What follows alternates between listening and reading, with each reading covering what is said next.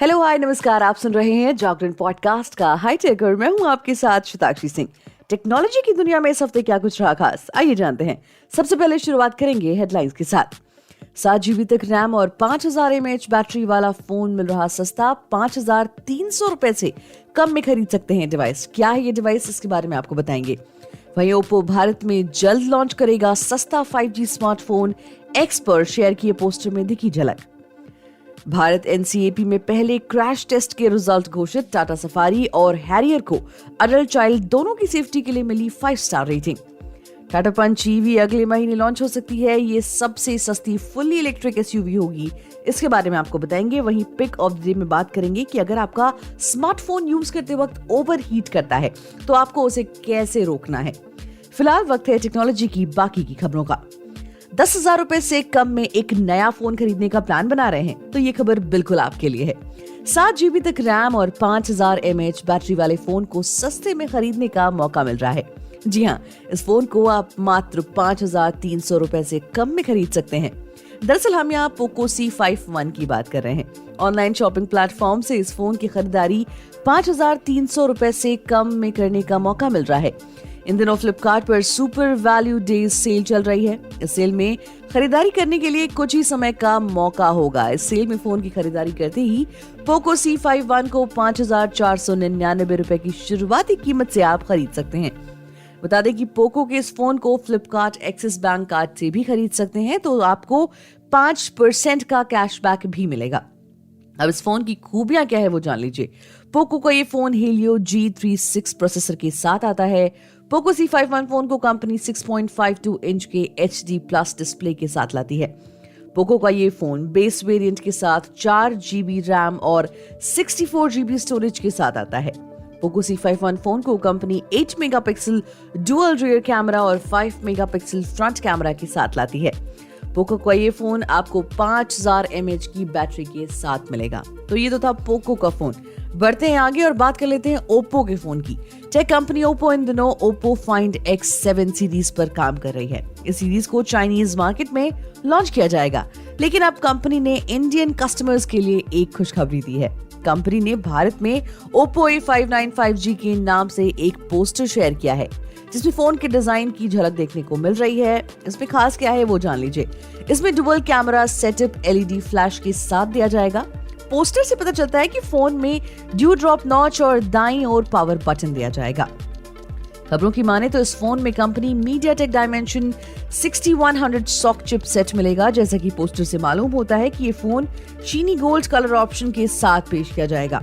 Oppo ने social media platform X पर एक पोस्टर शेयर किया है जिसमें ब्रांड के अपकमिंग फोन के डिजाइन की झलक साफ तौर पर देखने को मिल रही है। पोस्टर में इसका नाम ओप्पो A59 5G बताया गया है। साथ ही कमिंग सून की एक टैगलाइन भी दी गई है। ये फोन ब्लूटूथ SIG और BIS सर्टिफिकेशन के साथ देखा जा चुका है। इसके अलावा कीमत की बात करें तो ये मार्केट में पहले से मौजूद ओप्पो A58 5G के सक्सेसर के तौर पर लाया जा रहा है। 8 अक्टूबर 2022 को भारत में लॉन्च हुए इस फोन को बजट रेंज में लाया गया था, तो ऐसा माना जा रहा है कि कंपनी इसे भी मिड सेगमेंट में ही पेश करेगी। खैर, बढ़ते हैं आगे और बात करते हैं गाड़ियों की सेफ्टी की। Bharat new car assessment programme ने 20 दिसंबर को पहले क्रैश टेस्ट के नतीजे घोषित कर दिए हैं और इसमें टाटा हैरियर और सफारी दोनों को 5 स्टार रेटिंग मिली है। भारतीय एजेंसी 15 दिसंबर से दोनों कारों का क्रैश टेस्ट कर रही थी।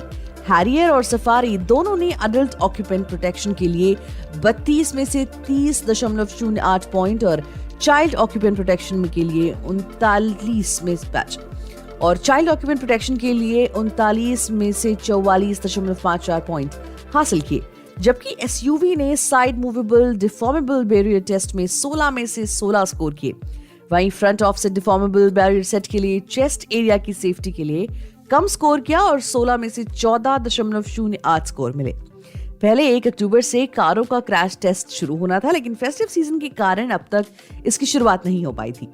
केंद्रीय सड़क परिवहन राज्य मंत्री यानी कि नितिन गडकरी ने इसी साल 22 अगस्त को दिल्ली में हुए एक इवेंट में बेनकैप यानी Bharat new car assessment programme को लॉन्च किया था। इसके बाद 18 सितंबर को पुणे के चाकन स्थित केंद्रीय सड़क परिवहन संस्थान में कमांड और कंट्रोल सेंटर की ओपनिंग की थी।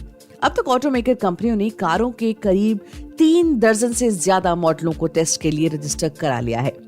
क्रैश टेस्ट के पहले बैच में Tata Motors, Maruti Suzuki, Hyundai और महिंद्रा एंड महिंद्रा जैसी कंपनियां शामिल होंगी। इनमें टाटा मोटर्स अपने मॉडलों को रजिस्टर कराने वाली पहली कंपनी है। दूसरी तरफ रेनो, स्कोडा, फॉक्सवैगन जैसी यूरोपीय कंपनियों ने भी अभी तक अपनी कारों का रजिस्ट्रेशन कराने का निर्णय नहीं लिया है। बढ़ते हैं आगे और बात कर लेते हैं टाटा की ही एक गाड़ी की। टाटा मोटर्स अगले महीने जनवरी 2024 के आखिरी हफ्ते में पंच ईवी लॉन्च कर सकती है। टाइम्स ऑफ इंडिया ने सूत्रों को यह जानकारी दी है। हालांकि कंपनी ने अभी तक कोई ऑफिशियल स्टेटमेंट नहीं दिया है। खबरों की माने तो पंच ईवी देश की सबसे सस्ती फुल्ली इलेक्ट्रिक एसयूवी होने वाली है। ये सिट्रोएन E33 को टक्कर देगी, जिसकी कीमत 11.61 लाख रुपए होकर 12.79 लाख तक जाती है। दोनों कीमतें एक्स शोरूम की हैं। टाटा पंच ईवी के स्पेसिफिकेशंस के बारे में अभी कोई जानकारी अवेलेबल नहीं है। हालांकि उम्मीद की जा रही है कि कंपनी इसमें 24 किलोवाट से बड़ी बैटरी दे सकती है। फुल चार्ज होने पर पंच ईवी की बैटरी 350 किलोमीटर का रेंज कवर कर सकती है। मीडिया रिपोर्ट्स की माने तो कंपनी ICE पंच के मुकाबले पंच ईवी में ज्यादा फीचर्स दे सकती है, जिसमें LED headlights, all wheel disc brake, touch screen, infotainment system, spoke steering wheel के साथ कई सारी चीजें शामिल हो सकती हैं। बात कर लेते हैं पिक ऑफ द डे की। बिना स्मार्टफोन आज के समय में कोई भी काम करना बहुत मुश्किल है। आई थिंक आप लोग भी यही सोचते होंगे। लेकिन कई बार ऐसा होता है कि हम फोन को बहुत ज्यादा यूज करते हैं, जिसकी वजह से फोन ओवरहीट होने लगता है। लेकिन ऐसी कुछ बातें हैं जिनका ध्यान रखकर अगर आप फोन को इस्तेमाल करेंगे तो ये परेशानी बिल्कुल खत्म हो जाएगी। क्या है वो चीजें, मैं आपको बताती हूँ। सबसे पहले कोई अननेसेसरी ऐप ना रखें। स्मार्टफोन में ज्यादातर आप वैसे ऐप्स रखते हैं जो हमारे काम के होते हैं, लेकिन कई बार आप बहुत सारे ऐप्स इंस्टॉल कर लेते हैं जो फोन की स्टोरेज को कवर कर लेते हैं। ऐसे में आपको उन्हें डिलीट कर देना चाहिए, इससे भी ओवरहीटिंग हो सकती है। दूसरा, गेमिंग करते वक्त लगातार घंटों तक फोन का इस्तेमाल करना भी ओवरहीटिंग की समस्या को जन्म देता है। इसीलिए कुछ सीमित समय तक ही गेमिंग करें। अगर आप फोन में गेमिंग करते हैं तो बहुत समय तक गेमिंग ना करें, इससे फोन ओवरहीट हो सकता है। अगली बात जो है वो है फोन के ओवरहीट होने की समस्या कई बार बैटरी के खराब होने की वजह से भी हो सकती है। अगर आपका फोन ओवरहीट हो रहा हो सकता है उसकी बैटरी खराब हो, तो इसे जरूर चेक करवा लीजिए।